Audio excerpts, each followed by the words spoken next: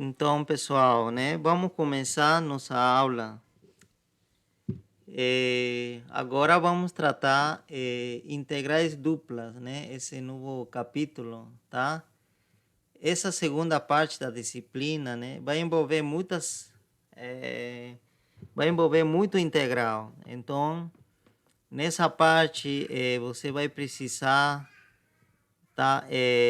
Lembrar das regras de integração, né? Tá? A gente vai tentar falar nesse capítulo, né, sobre integrais duplas, tá? É dizer, integrais com funções de duas variáveis, tá? E depois a gente vai falar de integrais, das integrais em diferentes coordenadas, né? Cartesianas, em polares, tá? E outra, eu acho que integrais duplas seria essas duas opções, né? Polares e cartesianas. E se der tempo, né? Que é muito importante também, a gente poderia ver as integrais triplas. Então, quando a gente trata de integrais triplas, a gente já poderia abordar em coordenadas cartesianas também, e em coordenadas esféricas e coordenadas cilíndricas, tá? Porque isso tem, como já falei, tem aplicações em Física 3, tá? E seria muito interessante também abordar isso aqui. Mas tudo vai depender do tempo. Mas assim como a gente está indo, estamos indo bem. Ok? E, então vamos lá, integrais duplas, né? Primeiramente eu vou apresentar como que nasce a ideia de integrais duplas, tá? Como nasceu essa ideia, né? Qual foi a necessidade que se tinha que resolver, né? Então, vamos então a uma função de duas variáveis, né? Vamos supor que nós temos, tá, uma função de duas variáveis, né? Essa função que está aqui, né, cujo gráfico seria essa superfície que está aqui, tá? Esse de cor verde. Esse seria o gráfico, tá? De uma função, tá certo? De duas variáveis, tá? E vamos supor que o domínio que a gente escolhe, o domínio, né, dessa função seja esse retângulo, essa base, né, que o domínio, vocês lembram que deveria estar no plano x e y, né? Então, essa parte, esse plano aqui, né, eu estou contornando aqui, esse plano aqui, né, esse retângulo, representaria o domínio, né, dessa função. Vamos supor, né, que seja esse o domínio.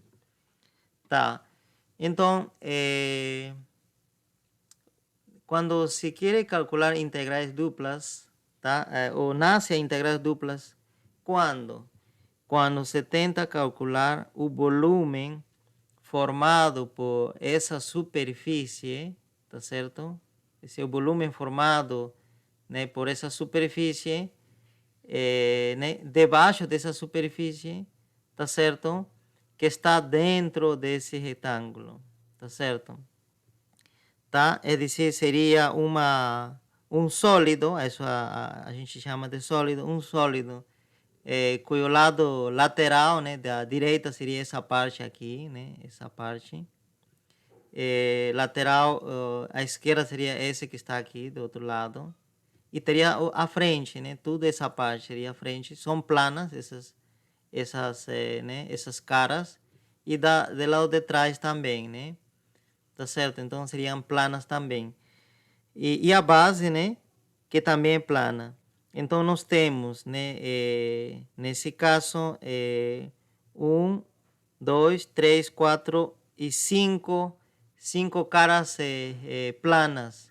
E somente essa cara de cima, né, a tampa de cima seria uma curva. Tá certo? Que justamente seria o gráfico de uma função de duas variáveis, né? Então, a ideia de integral dupla é resolver esse problema de calcular volume, tá certo? Desse sólido, tá? Então, como que poderíamos resolver esse problema, né? Para poder resolver esse problema, né, de calcular o volume desse sólido, né, que eu expliquei para vocês, tá? Seria o seguinte, tá? Então, vamos dividir primeiro o domínio, né, onde está definido essa função, esse domínio retangular, tá certo? É retangular porque, olha, vamos ver, tá? Antes de dividir, vamos ver o seguinte.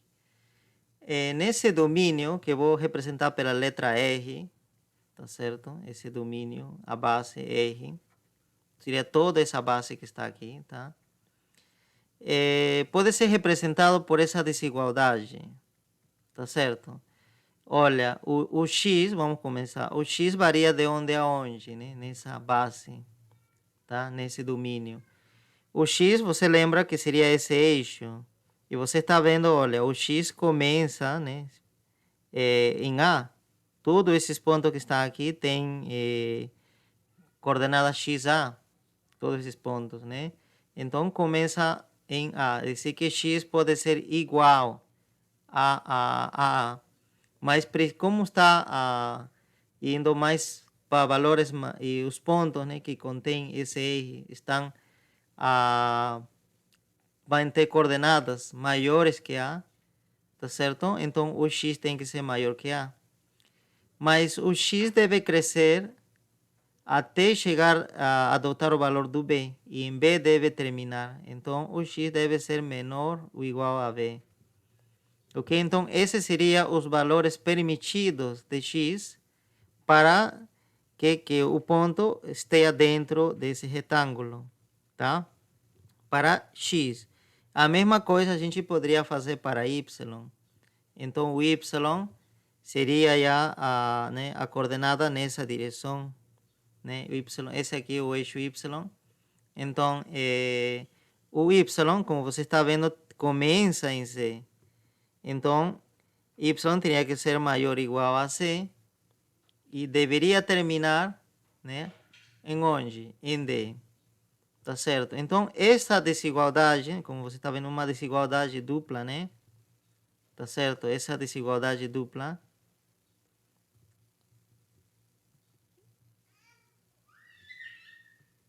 define o R. Tá certo? Então, R será dado por essa desigualdade. A região, né, cujas coordenadas, cuja abscissa seja entre A e B e cuja ordenada esteja entre C e D, tá? E claro que esteja no plano XY, está nesse plano, tá? É dizer que a cota, a altura desses pontos está a uma altura zero, né? Não tem altura, não tem elevação, tá certo? Então, esse seria o R, né? Essa base que está aqui. Então, a primeira coisa que vamos fazer, né, para poder tentar calcular o volume desse sólido que eu falei para vocês, seria, então, dividir esse domínio, o R, né? Aqui eu dividi, como você está vendo, olha, usando linhas, primeiro linhas paralelas ao eixo X, tá? Eu desenhei 3 linhas, então estou dividindo em 4, né? Em 4 faixas. Depois eu divido também traçando linhas paralelas ao eixo Y, tá certo? Nesse caso, 2 linhas, né? Então, aí eu defini já quantas quadrículas nós encontramos. Primeira quadrícula, segunda, terceira, quarta. Nós temos 12 quadrículas, né? Até aqui seria 8 e até aqui 12. Tá certo? Então, agora sim, nós já dividimos, nós encontramos, ou nós dividimos esse R grande em pequenas quadrículas, tá? Então, a gente vai definir ou vai dividir de modo que a gente forme quadrículas da mesma área e o mesmo lado. Tá certo? Então, cada quadrícula, vamos supor que tenha lados. Vamos dizer aqui, olha, na direção y, vamos dizer que seria delta y, né? Então, esse tamanho, esse espaçamento de aqui e esse aqui seria delta y. E como nós podemos calcular delta y? Como seria delta y? Seria, olha, o valor de todo esse lado, comprimento desse lado, que seria, né, calculado como D menos C. E em quantas quadrículas estou dividindo? 1, 2, 3, 4, em 4 quadrículas. Então, seria assim. Então, dessa forma, eu poderia calcular o comprimento, o lado dessa quadrícula nessa direção, na direção do y. Da mesma forma, eu poderia calcular ou definir o comprimento na direção do eixo x.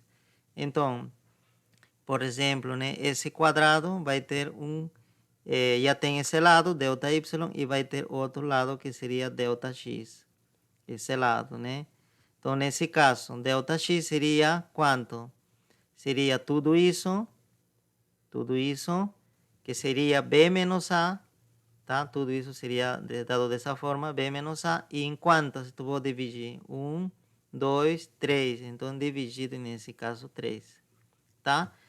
Ok, dividir em 4 na direção y e dividir em 3 na direção x foi uma escolha minha. Em outras situações você poderia escolher outros valores, não precisa ser em 4 ou 3 sempre, tá? Pode ser em 5 em x e em 5 em y, também poderia ser iguais, tá? Mas aqui eu escolhi isso, tá? Como caso particular. Ok, então, olha, cada quadrícula, tá certo? Terá uma área que a gente vai dizer, olha, delta A. Essa será a área de cada quadrícula, né? Tá certo? Então, a gente pode também escrever aqui a área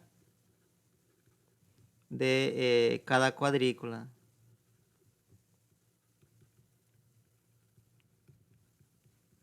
Tá certo? Então, temos 12 quadrículas e cada um deles vai ter uma área, justamente, como é retângulo, né? São pequenos retângulos. Vai ter, a área seria a largura pelo comprimento, né? Ou o produto dos seus lados. Então, seria isso, tá? A área de cada um. Muito bem. Então, já nós sabemos os lados, já nós podemos calcular a área, né, dessas quadrículas. Pronto. Então, agora vamos ver se a gente está já incapaz de determinar o volume de todo o sólido, né? Que está fechado por cima por essa superfície, tá? Então, vamos tentar determinar o volume. Vamos representar simplesmente assim, volume, ou podemos chamar de B, tá? O B, volume B. Como seria, então? Já que dividi em quadrículas a base, eu poderia construir em cada quadrícula um sólido, mas um sólido cuja tampa superior seja plana. Então, esse sólido, olha, esse sólido, por exemplo, vamos escolher, vamos construir esse sólido nessa quadrícula aqui, tá? Então, vamos construir um sólido que se chama o paralelepípedo, né? Então, esse paralelepípedo vai ter uma certa altura, né? E quanto seria essa altura, né? Essa altura seria justamente o valor da função no meio dessa quadrícula aqui, o valor da função aqui, tá certo, né? Então, vamos dizer que as coordenadas, os valores de x e y nesse ponto, tenham as seguintes coordenadas, né? Vamos, então, definir isso, né? Então, esse ponto, no meio dessa quadrícula, terá as seguintes coordenadas, né? Vamos dizer, vai ter um x e vai ter um y, né? Tá, mas a gente precisa, porque esse x e y seria de qualquer quadrícula, né? Nós precisamos identificar que é de L. Então vamos fazer o seguinte, olha. Vamos dizer que essa quadrícula seja 1,1. Essa é a quadrícula 1,1. Tá. Por que 1,1? Porque essa quadrícula é a primeira na direção x e a primeira na direção y. E essa quadrícula eu posso chamar de quadrícula 1,2. Essa daqui. E essa aqui 1,3. E essa daqui 1,4. E assim, essa aqui seria, né, na direção 2, na direção x, já avança, né, uma unidade 2,1. Tá certo? Então, nessa direção, né, na direção do x, esse primeiro número varia. Na direção y, o segundo número varia. Então, essa é uma forma de identificar as quadrículas, nada mais. Tá? Isso faz lembrar um pouco como se fosse matriz, né? Tá certo? Esse daqui seria como se fosse linhas, né? Primeira linha, segunda linha, terceira linha, né? E assim, né? A primeira coluna, segunda coluna, terceira coluna, quarta coluna, tá? Então, com isso já consigo identificar com facilidade cada quadrícula, tá certo, né? Por exemplo, essa quadrícula que está aqui será quanto? Está na terceira linha, então será 3, e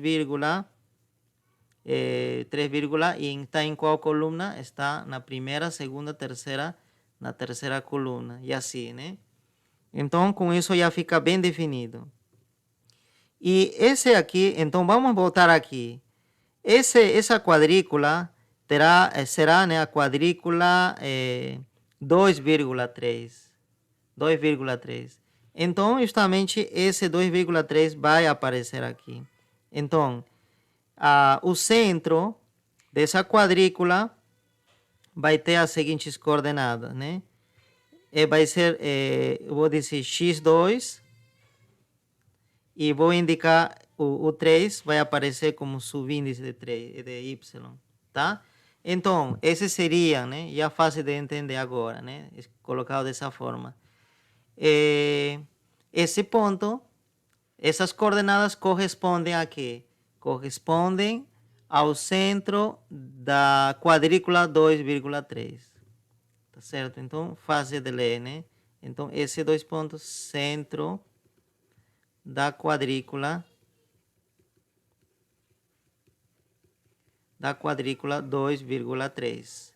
Tá certo? Nessa ordem, 2,3, tá? Então, por exemplo, o centro dessa quadrícula será, né? Por exemplo, se a gente quer, ou desse, né? Vamos, a gente já sabe, o centro será x3, y3, tá? Então, muito bem, já nós temos uma forma, né, de representar as coordenadas do centro das quadrículas.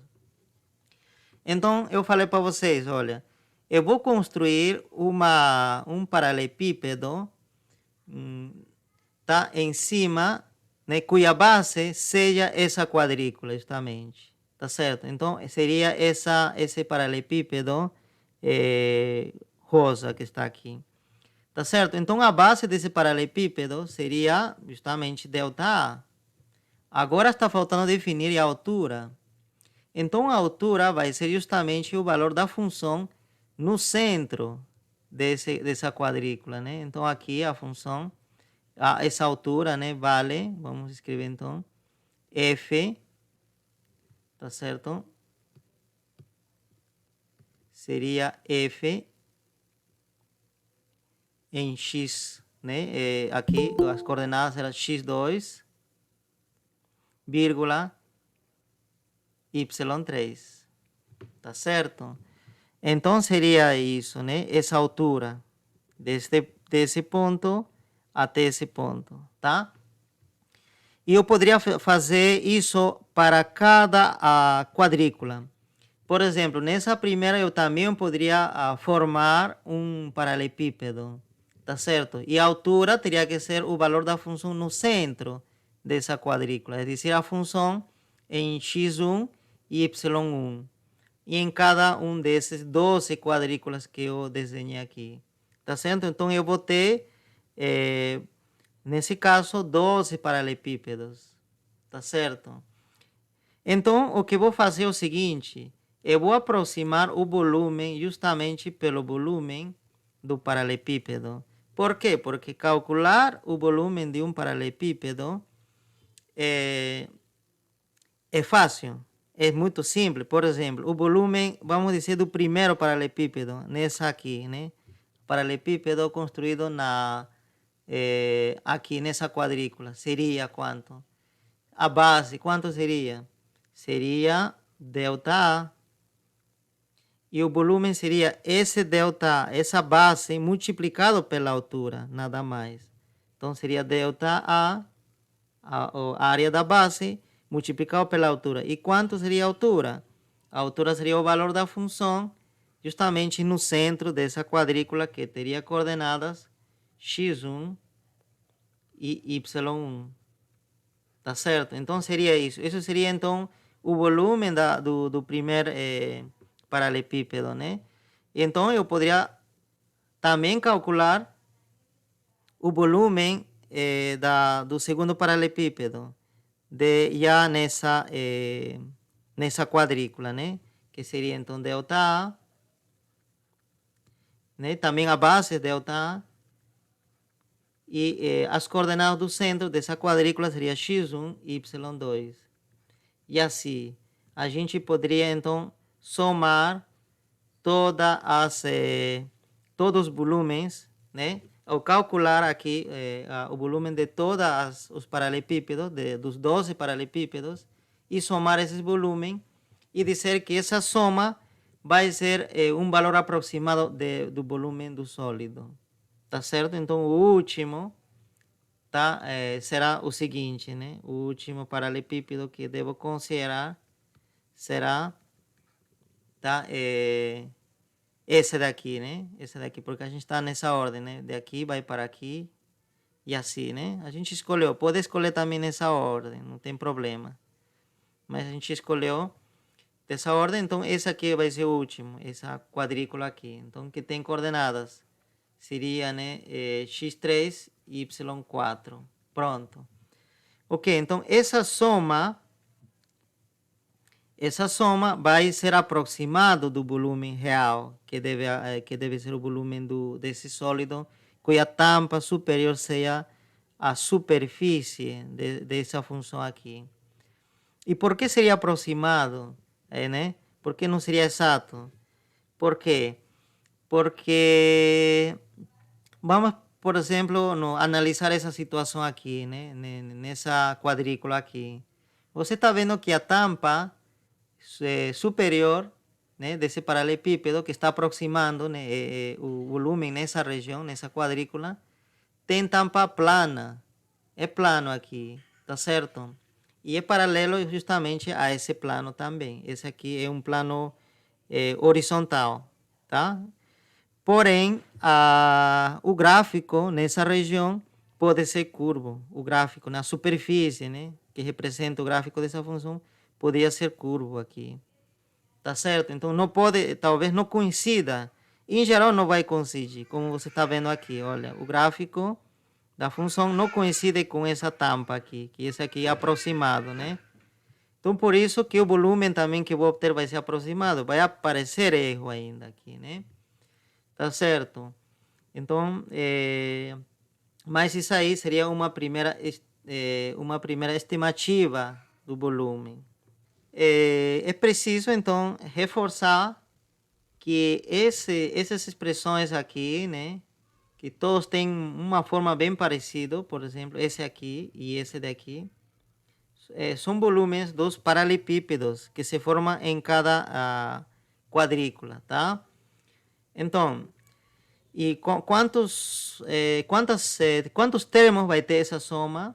Como nós temos 12 quadrículas, vai ter 12 termos, tá certo? tá? Então, esse aqui será o primeiro, né? Esse aqui será o segundo. E esse aqui será o 12º, né? Tá certo? Então, e a gente se diz, né? Mas eu poderia fazer mais quadrículas. Por quê? Porque eu poderia fazer mais quadrículas. Qual seria a vantagem? Fazendo mais quadrículas, talvez esse erro, né, que a gente comete ao aproximar essa superfície curva por uma superfície plana, seria menor, tá? Esse pensamento é correto, tá? Se a gente fizer mais quadrículas, esse erro vai ir diminuindo, tá? Então significa que essa expressão vai se aproximar ao valor exato à medida que a gente fizer mais divisões, tá? Em vez de fazer simplesmente 4 na direção y e 3 na direção x, a gente poderia fazer 40 na direção y e 30 na direção x, né? Claro, né? Isso daí, fazer na mão é complicado, tá certo, né? Vai dar um trabalho. Vocês não imaginam o trabalho que vai dar isso, tá? E então, mas tem métodos numéricos para poder que faz isso. Mas quem que faz de verdade esse trabalho são os computadores, tá? Você codifica, né? Faz um código em uma linguagem de programação e o computador calcula isso, faz essa soma, né? Divide automaticamente. Você já, né? Indica para o computador dividir, né? Em quantas partes que você quer.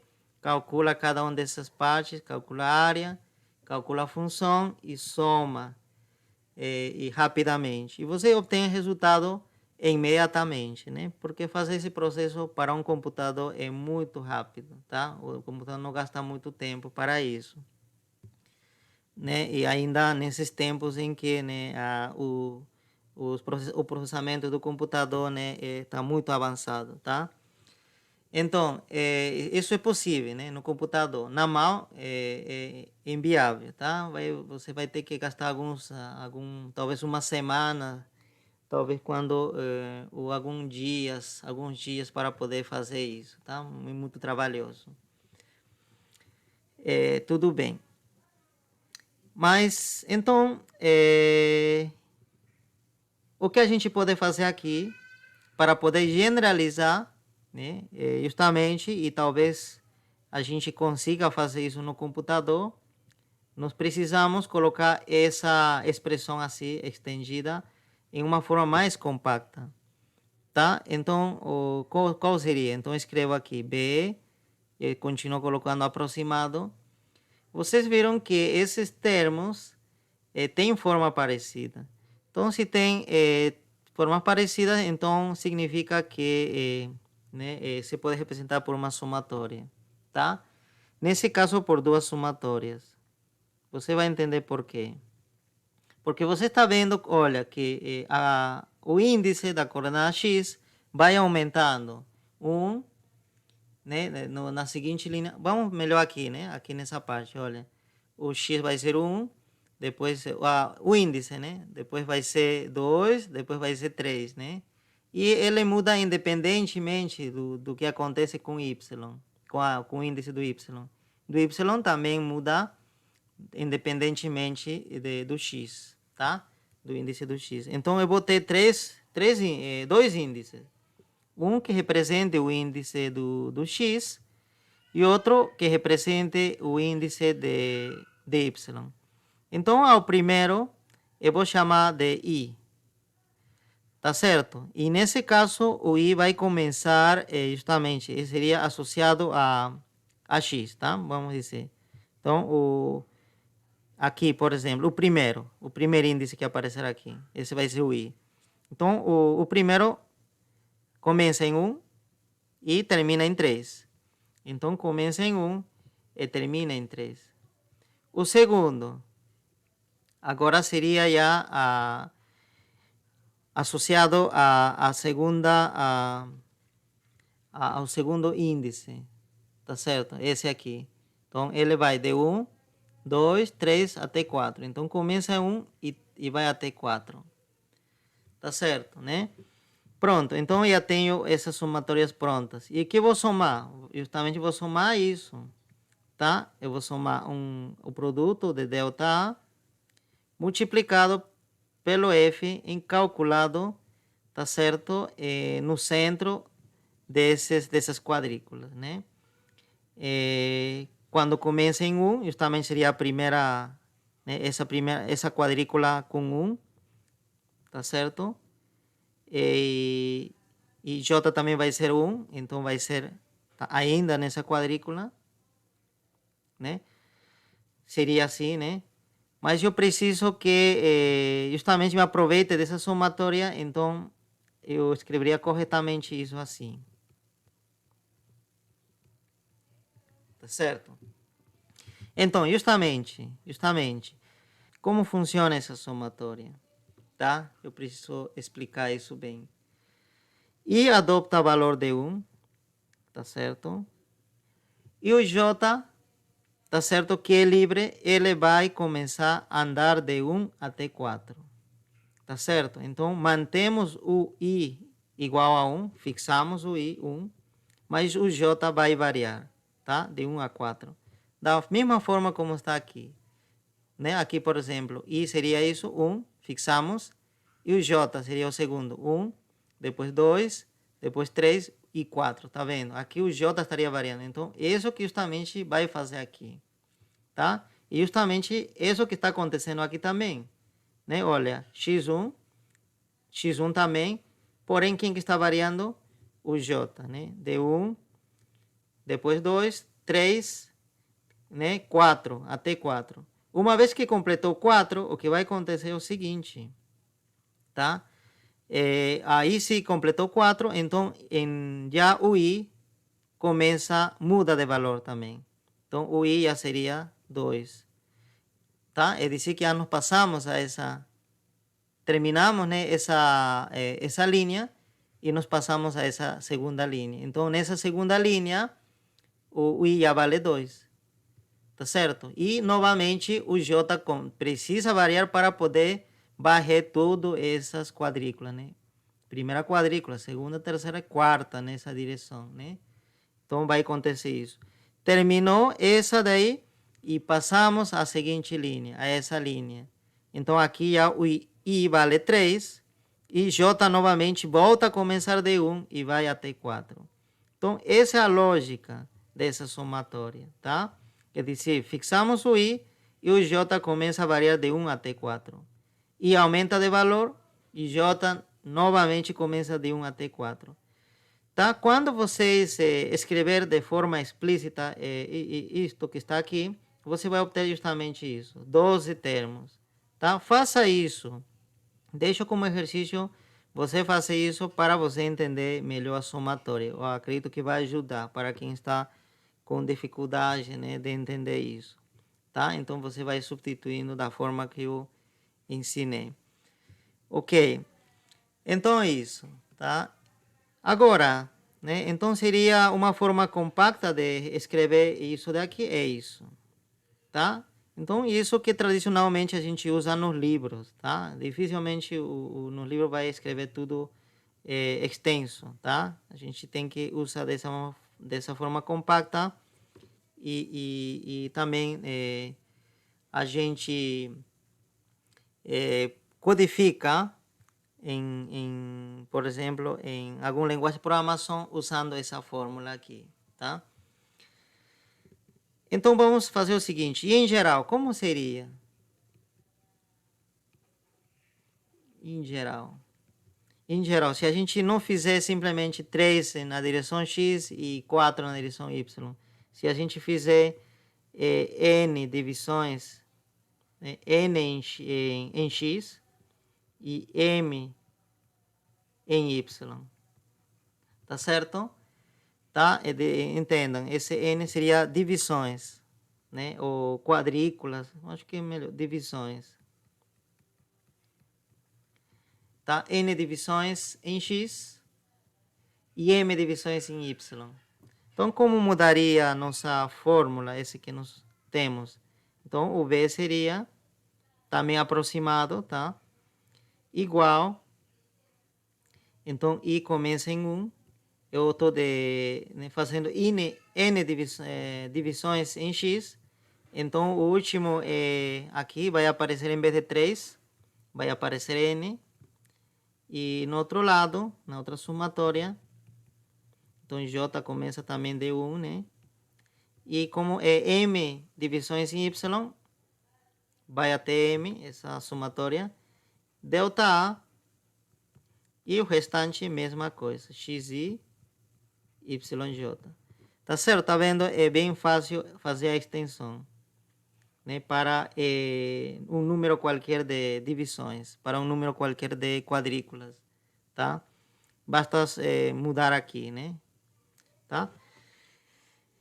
Ok, né? Então, nós temos uma fórmula geral, tá certo? Para um número qualquer de divisões em X e em Y, tá certo? Uma fórmula geral para calcular um valor aproximado do volume, desse volume do sólido, tá? Ok, mas a gente se pergunta, será que existe uma fórmula exata de calcular isso? Ou como a gente poderia obter um valor exato? O valor exato se obtém fazendo o seguinte, né? Claro, isso é possível fazer teoricamente, né? Fazendo n tender a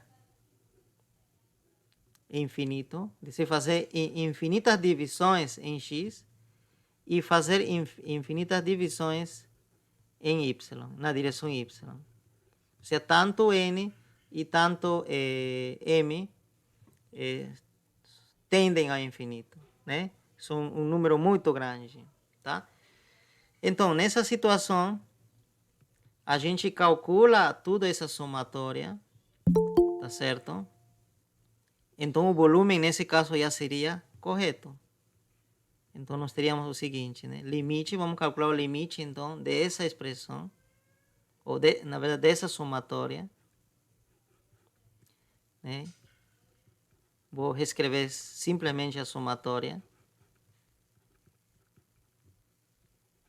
Quando n tende a zero não, tende a infinito, e m também tende a infinito. É um número muito grande, extremadamente grande, tá? Dessa somatória aqui, né? Então, você vai ver que isso, na prática, é complicado, não é impossível, né? Mas, teoricamente, é possível, tá? Na prática, o máximo que você vai poder fazer é o seguinte, como eu falei para você, mandar um computador fazer essa soma, talvez com n, vamos dizer 100, e m também 100. Isso que poder fazer no computador, tá? Talvez gaste aí sim, talvez 1 minuto no computador, porque n100 e m100 já vai gerar um número muito grande de operações. Mas também não é muito grande, né? Não vai gastar dias, o que aconteceria com você, né? Se fazer manualmente isso aqui, você vai gastar talvez 1 mês, né? Para poder fazer isso, né? Justamente o que o pessoal gastava, né? Quando não se tinha computadores, né? O pessoal, né? Os cientistas faziam esse trabalho, esse cálculo e gastavam, né, meses para poder só fazer isso, né? Calcular essa somatória, né? Tudo bem, mas agora nós temos essa vantagem, né, de ter o computador na nosso domínio. Ok. Então, teoricamente, né, aí é diferente, né, aqui. Teoricamente. Então, nós conhecemos, né, métodos, né, de calcular limites, né, técnicas de calcular somatórias, simplificar somatórias, e se pode resolver isso de outra forma, né? Analiticamente. Também tem essa saída, né? Mas também a gente precisa ter um bom conhecimento em álgebra, né? Aritmética. Tudo bem. Então, para poder calcular o volume real, a gente precisaria calcular esse limite. Tá certo? É isso que a gente precisa fazer, né? Ok. Mas tem outra saída. Esse limite, na verdade, se transforma em uma integral, tá certo? Essa primeira somatória que você está vendo aqui se transforma em uma integral, em uma S alongada, né? Você lembra que esse subíndice correspondia a que variável, né? A que coordenada? Correspondia à coordenada x, tá certo? Então, essa daqui, essa integral será em relação a x. Então, já deixamos, olha, de x. Abro o símbolo de integral e vai ser integral com x. Tá certo? Então, seria isso, né? Agora, a segunda somatória se vai transformar essa daqui novamente em outra integral. Tá certo? Em outra integral. Quem seria essa integral amarela? E também essa daqui seria em relação, né? Esse j corresponde ao índice da variável y. Então, essa integral será em relação a y. Tá certo? Tá? E o resto que está aqui, o que acontece? Aqui eu esqueci de mencionar isso. Olha, delta A, na verdade, eu anotei em algum momento, apaguei sem querer, você lembra, delta A, a gente pode anotar aqui, delta A, era o delta X vezes delta Y. Tá certo? Então aqui temos delta X vezes delta Y. Então o que aconteceu aqui com delta X e delta Y? Acho que é melhor colocar delta com diferentes cores. O que aconteceu? Para que fique mais evidente. O delta x justamente se transformou em diferencial de x. Aqui está contrário, né? Na verdade seria assim. O delta x multiplicado por delta y. Ok? Então, o que aconteceu com delta x? O delta x se aproximou em diferencial de x. Tá? E delta y se transformou em delta y, em diferencial de y. Tá? Por quê? Porque delta x, você em geral, aqui, já não seria esse caso seria no caso mais particular, né? Como nesse caso aqui, né? Mas em geral, o que vai acontecer com delta x? Qual seria a fórmula para calcular delta x? Delta x seria, né, parecido aqui, b menos a dividido pelo número de divisões que eu vou fazer em x, na direção x, né? Quanto é n? E delta y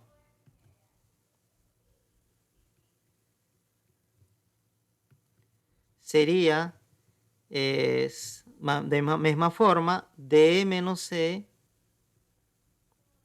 pelo número de divisões na direção y, que seria m.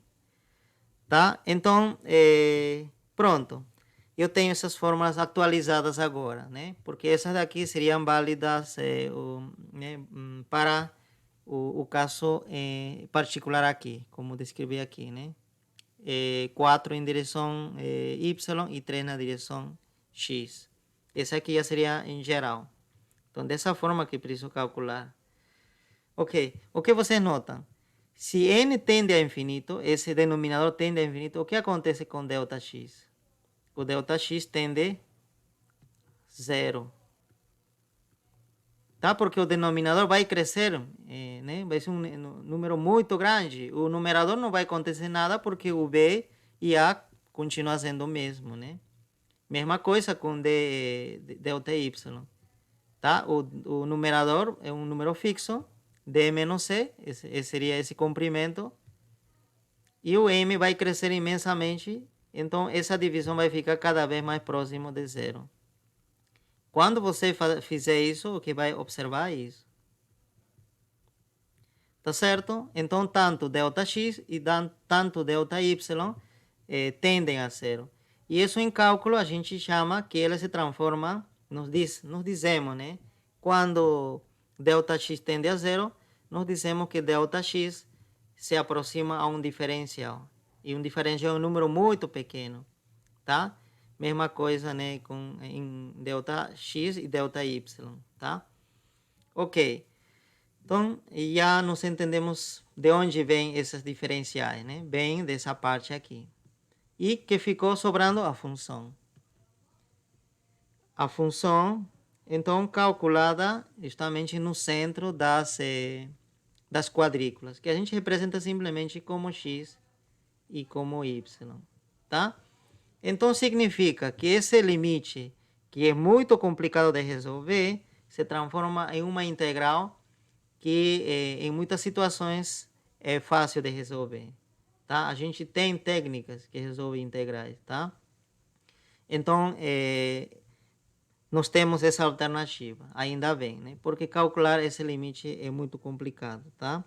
Para alguns casos particulares, dá para resolver, né? Mas, em geral, a gente não usa isso, não faz esse cálculo. É simplesmente definição da integral, tá? Então, o que a gente usa é as técnicas de integração, tá? Então, significa que calcular volume envolve integral dupla, justamente, né? Integral em relação a duas variáveis. Aqui eu estou esquecendo algo importante. Essa aqui será uma integral definida, é dizer, nós precisamos colocar os limites de integração. Você lembra que esse primeiro era em relação a x. Então a gente lembra, o x variava de onde a onde? Variava desde A até B. Então nessa parte eu poderia colocar o limite de integração em x de A até B, dessa forma. E em y, né, varia desde C até D. Tá certo? Então essa aqui é uma integral definida. Tá? Todas as integrais duplas são integrais definidas. Não tem integral indefinida nessa parte aqui, tá? Indefinida só em cálculo 1. Aqui a gente vai trabalhar com integrais definidas, tá? Claro, né? Em algum momento vamos usar as técnicas de integrar, de integração indefinida, né? Mas vai ser para resolver justamente essas integrais definidas, ok? Então, nosso trabalho agora é resolver esse tipo de integrais, tá? Continuamos. Então, agora vamos tratar, né, de resolver ou calcular integrais duplas, né? Primeiro vamos fazer a integração em regiões retangulares, né?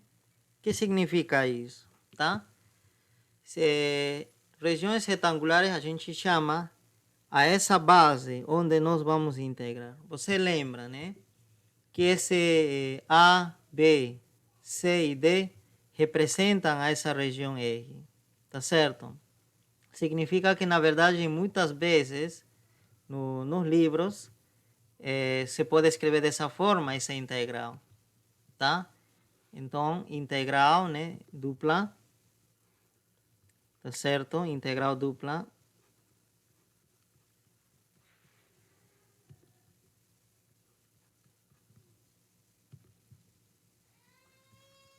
Mas em vez de escrever esse limite de integração aqui, né, dessa forma, A, B, C, D, nos livros podem indicar simplesmente R, aqui, dessa forma, R.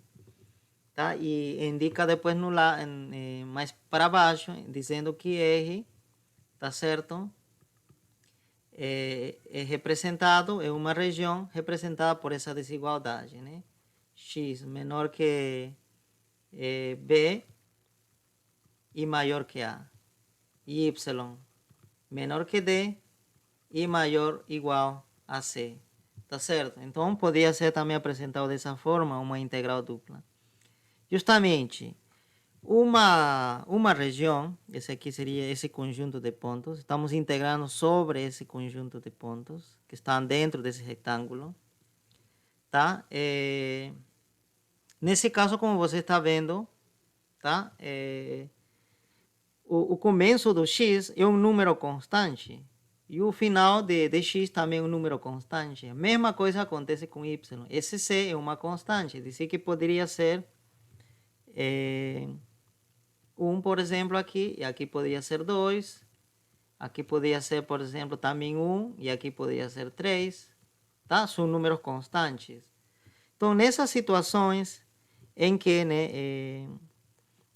esse limite de integração, que nós chamamos, né, limite de integração, sejam constantes, essa região será uma região retangular, tá? Mas, em geral, vamos ver mais na frente, que essas regiões podem ser não retangulares. Significa que em vez de ser um retângulo aqui, poderia ser um círculo, um disco, ou pode ser uma elipse, tá certo? Poderia ter uma forma irregular aqui na base, não precisa ser sempre um retângulo. Mas, sempre que esses limites de integração A, B, C e D forem constantes, a gente está falando de regiões retangulares, tá? Então, aqui a gente poderia escrever o seguinte, né? Regiões retangulares seria o seguinte, né? A e B, né? Os limites de integração em geral, né? Os limites de integração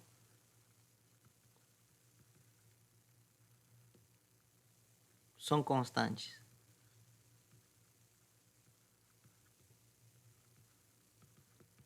São constantes. Então, em regiões retangulares, os limites de integração, esses daqui são constantes. E essas seriam as integrais, por enquanto, mais fáceis de resolver, tá? Então, como se resolve, então, nesse caso, né? Como se resolveria essa integral, por exemplo, aqui, tá? Como se resolveria? Se resolve de dentro para fora. A gente vai resolver essa integral de dentro primeiro. Essa daqui, tá? E essa integral, esse resultado dessa integral, vocês vão ver, vai dar uma função de quê? Porque quando você vai integrar, né, aí você poderia se perguntar na verdade, né? Se vou integrar aqui, eu vou integrar em relação a y, e o que vai acontecer com x? Vai ser tratado como se fosse constante. Tá certo? Trate como constante. Como você lembra, pareceu a ideia da derivada parcial, né?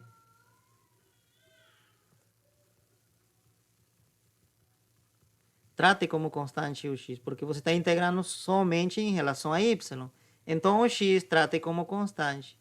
E quando você vai terminar de calcular essa integral, você vai ver que essa expressão vai ficar uma função do x, que a gente poderia chamar simplesmente a de x, tá?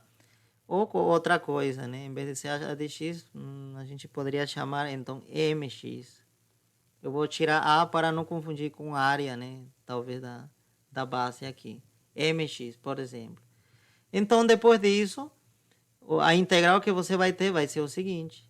A entre b, né? Já você integrou essa parte interna, então vai ficar... E o resultado dessa parte interna seria esse valor, essa função aqui. Então fica, substitui essa expressão por essa agora. E aqui você resolve normalmente como se fosse uma integral simples. Tá certo? Integral simples. E aí você vai encontrar, né, o valor da integral. Tá? Então é dessa forma que você tem que resolver. Comece de dentro, tá? E quando você vai integrar também a integral de dentro, também será uma integral simples, na verdade. A única observação é que você tem que tratar a outra variável como constante. Tá certo? Tá? Então vamos aqui, né? Vamos a fazer ainda vamos procurar outras alternativas para resolver isso. Tem vezes que integrar em relação a y, tá, seja mais difícil. Se integrar primeiro em relação a y, porque aqui o que você está fazendo é integrar primeiro em relação a y. Pode ser difícil. Talvez seja mais fácil integrar primeiro em relação a x. Então, nesse caso, você faz nesse caso, quando são regiões retangulares, é dizer, os limites de integração são constantes, você pode fazer esse truque de trocar a ordem da integração. Somente nesse caso é possível fazer isso. Tá? Em outras situações, que eu vou comentar mais na frente, não é possível. Então, faço essa troca de integrar, da ordem de integração. Então, essa integral amarela vai sair com seu limite de integração, tá certo? Tem que trocar tudo. E essa a rosa entra, né, com seu limite de integração, tá?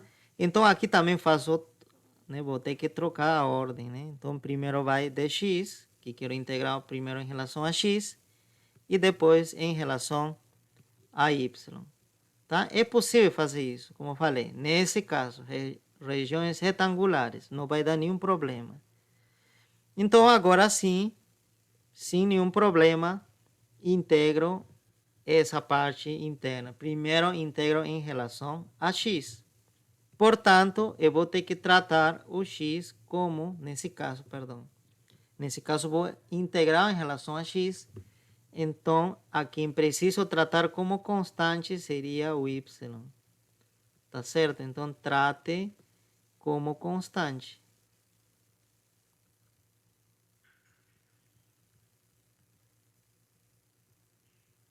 Como constante. Ok, tratou como constante, o resultado, né, vai ficar em função do y. Não significa porque você trata como constante de aqui que vai sumir o y vai se manter, tá? Vai continuar, né, aí. Então vai ficar uma função de y. E uma vez que você determinou esse de dentro, você vai substituir, então toda essa expressão você vai transformar em essa integral simples. E agora sim, você integra simplesmente em relação a y. Aí, o problema está resolvido, né? E ambos resultados, tanto por esse caminho e tanto por esse caminho, vão dar o mesmo resultado. Não vai ser diferente, tá? Ok?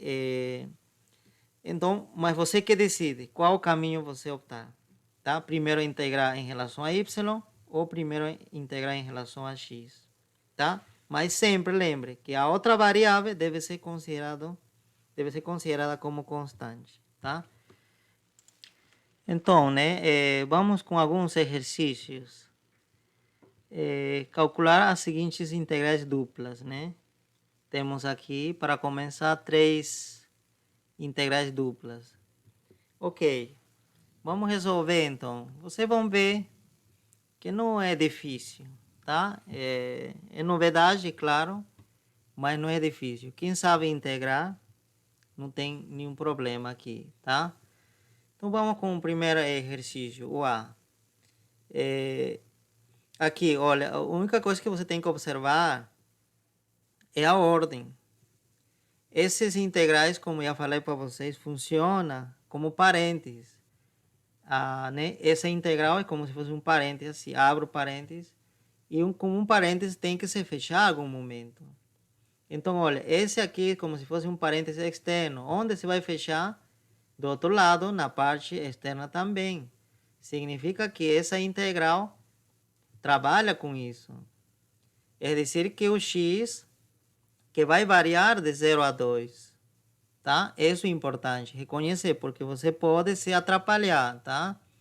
Não é por fazer as coisas assim por si, tá? Tem uma ordem, né? Então, esse dx trabalha com isso. E o dy, tá certo? Trabalha com essa integral de 0 a 1. É dizer que o y varia de 0 a 1, tá? Então, é como se fosse os parênteses internos, né? Esse aqui se abre aqui e se fecha aqui, né? E a função dentro, ok? Então, é essa mesma lógica. Muito importante isso, tá?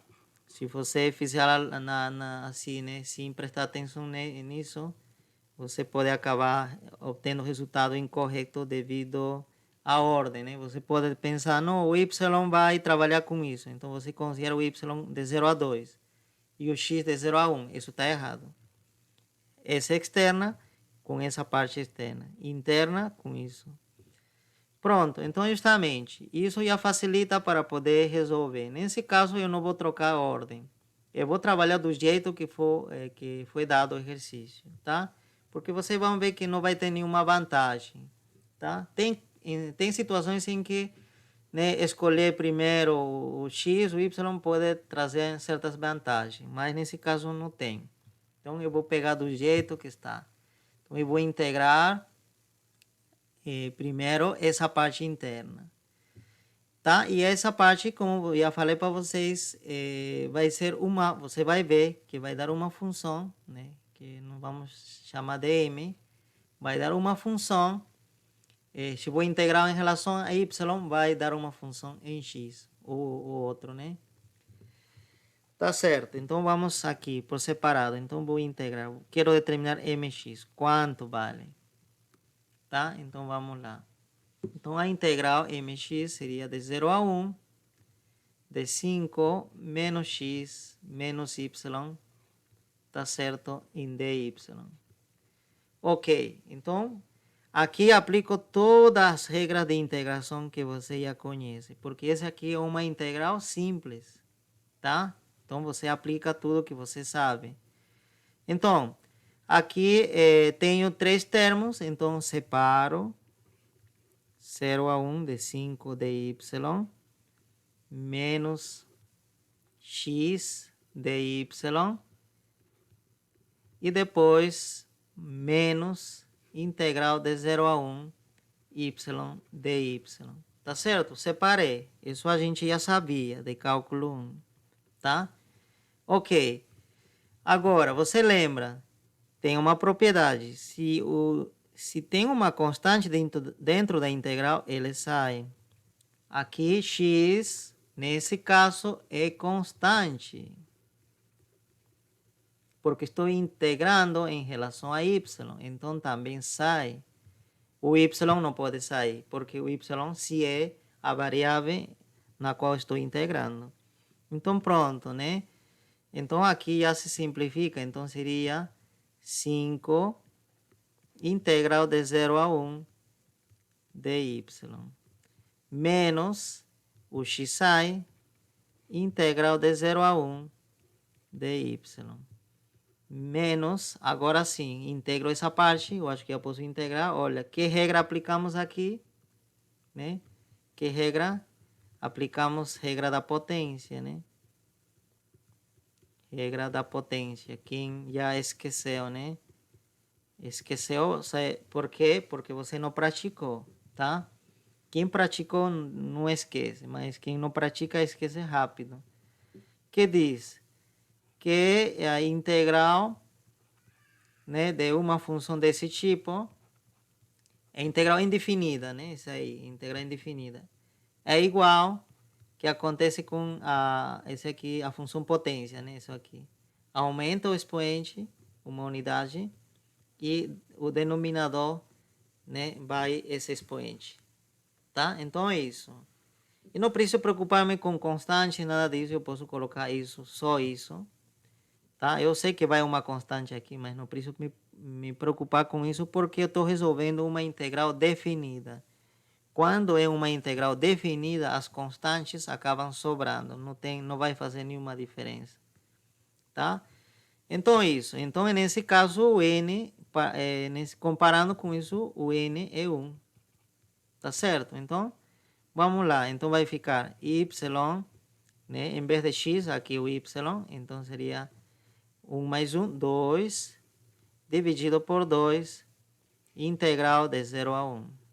Ok? Então, já simplifiquei a integral, né? Agora, preciso simplesmente calcular isso. E essa parte aqui?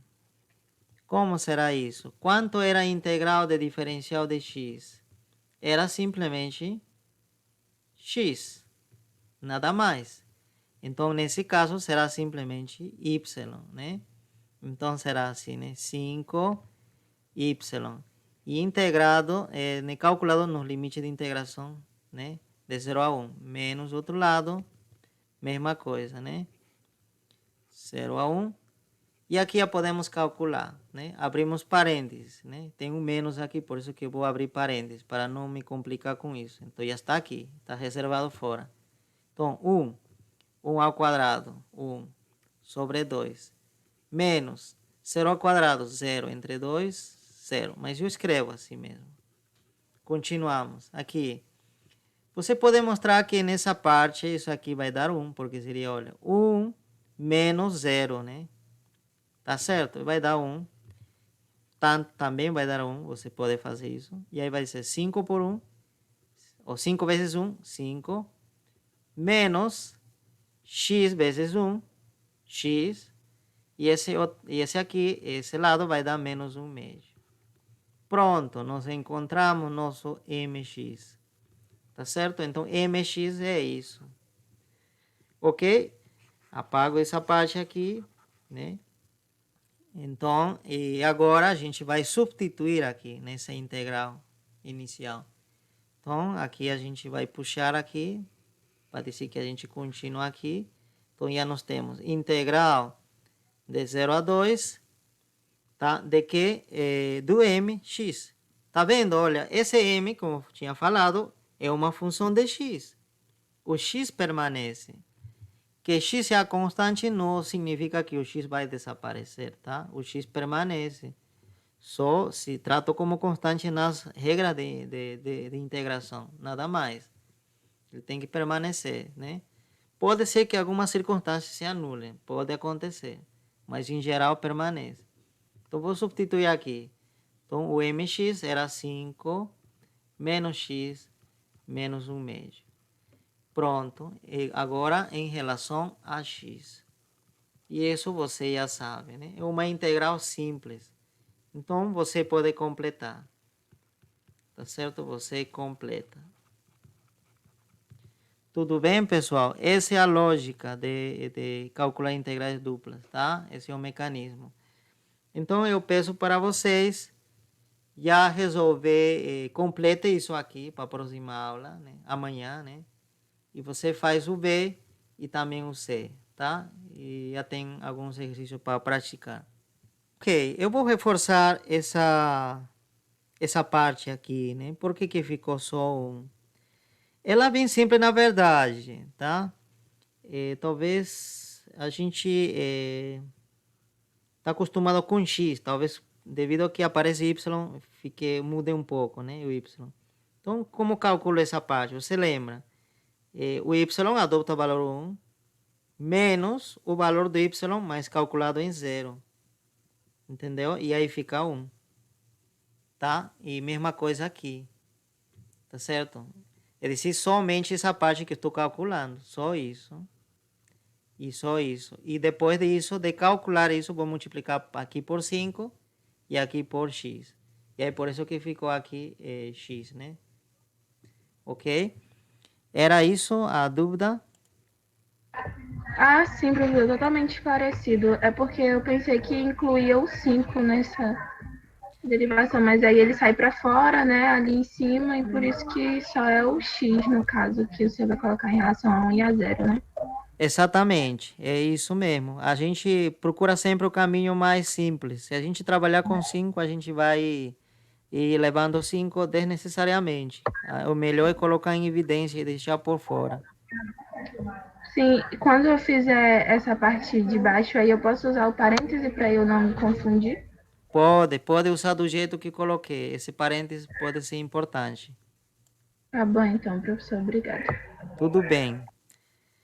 Ok, pessoal, aqui, né, no exercício C, pode, né, ser um pouco diferente, mas a gente vai entender isso aqui. O que significa DA, né? Não expliquei isso, né? DA. DA é como se fosse você lembra, né? Do delta, que era a base, né?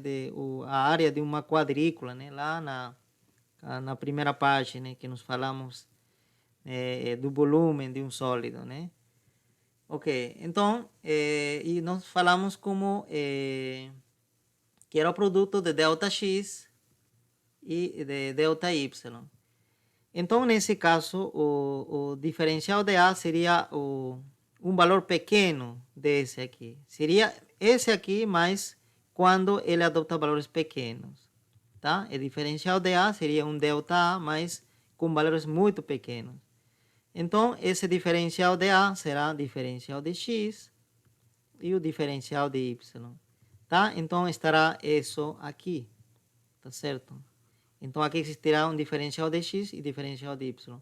Claro, como essa aqui é uma multiplicação, é mais ou menos isso. Não é necessariamente uma multiplicação assim. tá? Sendo muito rigoroso, não funciona como uma multiplicação, mas a gente pode ver assim. Então, você pode trocar a ordem. Primeiro pode aparecer, se você quiser, pode aparecer dy primeiro e depois dx, tá? Você pode, se cumpre a propriedade comutativa aqui. Ok. Então, você vai substituir dessa forma, tá? Mas preste atenção aqui, que aqui ainda não está definido o limite de integração. Você que vai definir. O x varia de 0 a 1 e y de 0 a 2. Então, o que você vai fazer? Aqui, primeiro você vai escolher em que ordem você quer. Nessa ordem ou nessa ordem. Vamos supor que a gente escolhe essa primeira ordem. Dx e depois dy. Ok, isso já significa que quando você fez essa escolha, que esse daqui já tem que trabalhar com isso. E esse aqui com esse daqui, tá? Então significa em y. Então você vai integrar por fora por y. Então em y, aqui o limite de integração dessa integral teria que ser isso daqui, de 0 até 2. E internamente, essa integral, né, que trabalha com x, teria que ser definido entre 0 e 1. Tá? Então prestem atenção nesse detalhe, tá? Isso é mais para testar, né, se vocês estão ligados com a ordem. Ok, pessoal? Então com isso finalizamos nossa aula de hoje.